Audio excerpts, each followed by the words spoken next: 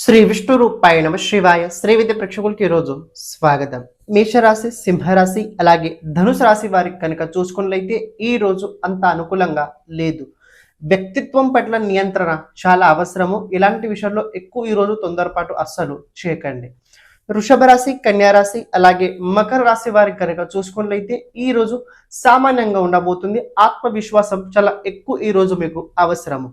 విశేషంగా ఏదైనా పని మొదలు పెట్టేటప్పుడు దాని గురించి కొద్దిగా ఎక్కువ విశ్లేషణ చేసి పని మొదలు పెట్టండి, బాగుంటుంది.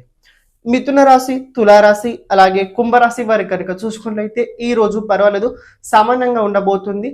ఆర్థిక వ్యవహారాల లోపల విశేషంగా కొన్ని జాగ్రత్తలు ఈ రోజు మీరు తప్పకుండా వహించాల్సిందే.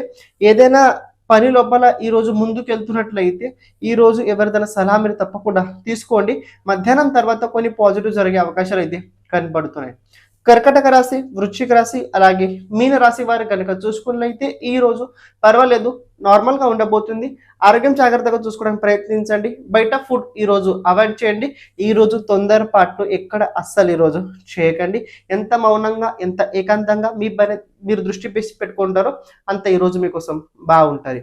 ఈ రోజు ప్రతి ఒక్కరు విష్ణు సహస్రనామ స్తోత్రాన్ని తప్పకుండా చదవడానికి ప్రయత్నించండి. ఛానల్ని తప్పకుండా సబ్స్క్రైబ్ చేసి పెట్టుకోండి. శ్రీమాత్రే నమః.